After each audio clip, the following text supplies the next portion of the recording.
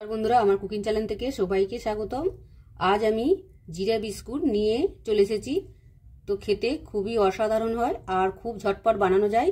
তো জিরা বিস্কুট বানানোর জন্য নিয়েছি তেল 1 বাটি, তো গ্রাম হিসাবে 50 গ্রাম তেল।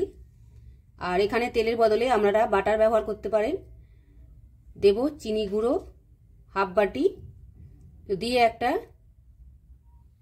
পাউডার করে নেব, এটা ক্রিমের মতো তৈরি করে নেব।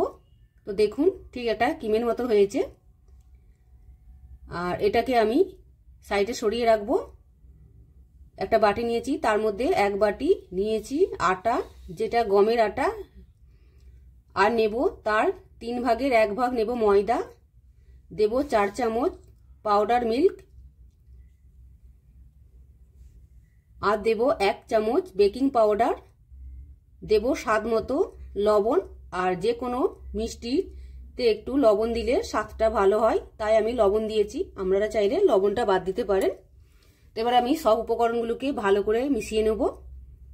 যেহেতু বেকিং পাউডারটা দেওয়া আছে, তো মিশন আমার হয়ে গেছে। এবার যে তেল আর চিনিটা আমি মিশিয়ে রেখেছিলাম মিক্সারে, সেটা আমি অল্প করে দিয়ে মেখে নেব। তো প্রথমে আমি এটা ডোয়ের মতন মাখবো না, এটা একটা ময়মের মতন এইভাবে হাত দিয়ে ঘষে ঘষে ভালো করে মেখে নেব। তো মাখানো আমার হয়ে গেছে। এবার আমি আবারও হাফটা দিয়ে দেবো। তো একেবারে একসাথে দেবো না, এবার আমি ডোয়ের মতো তৈরি করে নেব। তো যেহেতু এটা জল দিয়ে ব্যবহার করা হবে না, এটা তেল আর চিনিটা দিয়েই মাখানো হবে, তো এটা সফটও তৈরি হবে না। এবার আমি পুরোটাই দিয়ে দেব, দিয়ে আমি আবারও মাখতে থাকবো। তো মাখানো আমার হয়ে গেছে। এর মধ্যে দেব জিরে। তো জিরেটাকে আমি ভেজে নিয়েছিলাম, তো এর হাফ আমি গুঁড়ো করে নেব। তো হাফটা গুঁড়ো করে নিয়েছি আর হাফটা গোটা রেখেছি। তো এটা গোটাটাকে আমি পরে কাজে লাগাবো। তো জিরে গুঁড়োটা দিয়ে আমি আবারও ভালো করে মেখে নেব।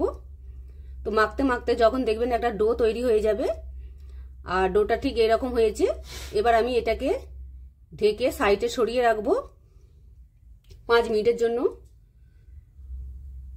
আর এখানে আমি একটা থালা নিয়েছি, যেটাতে আমি বিস্কুটটা বেক করব।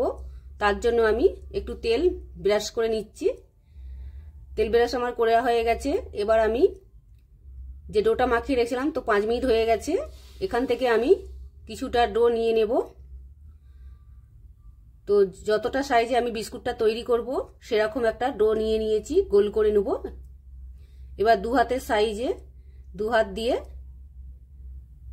একটা চৌকো শেপ নিয়ে নেব।